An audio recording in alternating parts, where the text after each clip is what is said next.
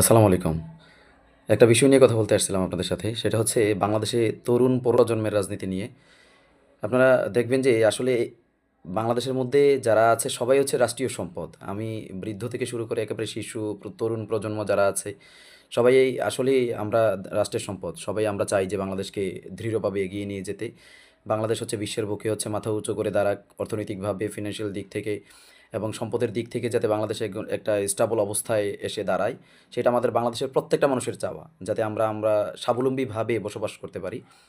কিন্তু কথা হচ্ছে বাংলাদেশের যে রাজনীতির ধারা ১৯৭১ সালে যে দেশ স্বাধীন হয়েছে, এরপরে এই যে ২০২৬ সাল পর্যন্ত আপনি দেখেন পৃথিবীতে অসংখ্য দেশ আছে যে দেশগুলো হচ্ছে আপনার ধরেন অন্যান্য দেশগুলো আমাদের দেশ থেকে অনেক বেশি এগিয়ে গেছে।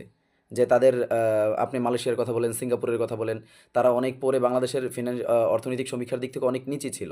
কিন্তু তাদের কাঠামোগত উন্নয়নের কারণে, তাদের স্ট্র্যাটেজির কারণে তারা আজকে পৃথিবীতে ওয়ার্ল্ড ওয়াইড লিড দিচ্ছে ফিন্যান্সিয়াল দিক থেকে। এবং তাদের পৃথিবীতে অন্যান্য দেশ থেকেও লোক এসে কী করছে? তাদের দেশে কাজ করছে, তাদের হিউজ টাকা পয়সা এখন অ্যাসেট আছে।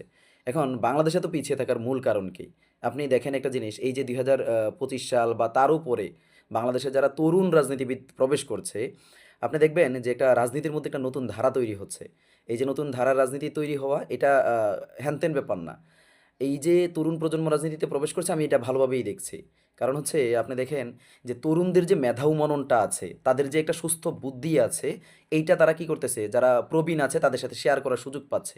একটা সময় এমন ছিল যে বাংলাদেশের রাজনীতিতে তরুণরা রাজনীতির কথা ভাবতেই পারতো না। তারা সর্বোচ্চ রাজনীতি করতো কি? বড় নেতার পিছনে একটা স্লোগান দিত, আর বেশি কিছু না। ইভেন বর্তমান রাজনীতিবিদ যারা আছে তারা ডিরেক্ট চাচ্ছে কি? সে রাজনীতিতে অংশগ্রহণ করবে, সে নির্বাচন করবে। এইটা যাদের কাছে খারাপ মনে হয় তাদের কাছে খারাপ মনে হতে পারে।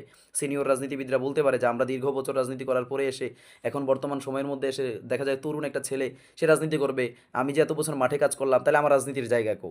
আলটিমেট আপনার রাজনীতির জায়গা কো সেটা দেখার বিষয় না। আমরা যারা জনমত জনপাবলিক আছি, আমরা চাচ্ছি যে বাংলাদেশের মধ্যে একটা পরিবর্তন আসুক, বাংলাদেশের অর্থনৈতিক দিক থেকে বাংলাদেশ অনেক বেশি এগিয়ে যাক। বাংলাদেশের আপনার শিক্ষার দিক থেকে শুরু করে, রাজনীতির দিক থেকে শুরু করে, সম্পদের দিক থেকে শুরু করে অল ওভারঅল সাইড যে বাংলাদেশ একটা ভালো অবস্থানে দাঁড়াবে, সেটা আমাদের চাওয়া। তো এই জায়গা থেকে তরুণদের মেধা মননটা আমার মনে হয় যে বাংলাদেশের রাজনীতিতে খুব ভালোভাবে যদি কাজ করার সুযোগ দেওয়া যায়, তাইলে আমার মনে হয় তারা খুবই ভালো একটা প্রভাব ফেলতে পারবে বাংলাদেশের রাজনীতিতে। ইভেন বাংলাদেশ সংসদে, আমি কোনো দলের না, বাংলাদেশ সংসদের মধ্যে আপনি দেখবেন যে প্রবীণ যারা রাজনীতিবিদ আছে তারা কি করছে? আপনি নতুনদেরকে একটা সুযোগ দিচ্ছে এবং কথা বলার একটা কাউন্টারে জায়গা পাচ্ছে। এই যে রাজনীতির একটা চর্চা, এই রাজনীতির চর্চাটা কিন্তু সবার কাছে থাকে না। এই যে রাজনীতির চর্চা আপনি দেখেন ছোটোবেলা থেকে যখন একটা বাচ্চাকে কোনো কিছু শেখানো হয়, সে একটা জায়গাতে যখন থাকে সে এই জায়গাটাতে এত বেশি এক্সপার্ট হয়, তার উপযুক্ত বয়সে এসে সে ভালো কিছু দিতে পারে কিন্তু। আপনি বাংলাদেশের রাজনীতিতে যখন এই যারা তরুণ ঢুকতেছে তাদেরকে যদি এভাবে চর্চাটা করার সুযোগ দেওয়া যায়, আজকে এমপি হচ্ছে, আরেকজন চেয়ারম্যান হবে, একজন পৌর মেয়র হবে, এভাবে মেম্বার হবে, তারপর কাউন্সিলর হবে, এভাবে হওয়ার পরে একটা সময়ের পরে বাংলাদেশে দেখবেন রাজনীতিতে আপনার অসুস্থ যে রাজনীতির ধারাটা আছে এটা থাকবে না আর। কারণ এখন তো সব শিক্ষিত এবং হচ্ছে বুঝদার মানুষ যারা আছে তারাই রাজনীতিতে যেতে চাচ্ছে। তো আমার কথা হচ্ছে তরুণদের রাজনীতির একটা বাংলাদেশে অবস্থান থাকা দরকার, এবং যেই চর্চাটা এখন পরিচালিত হচ্ছে সমাজের কোনো প্রভাবের কারণে যাতে এই তরুণরা কোনোভাবেই পিছিয়ে না যায়, সেই জিনিসটা হচ্ছে আমাদের খেয়াল রাখা উচিত।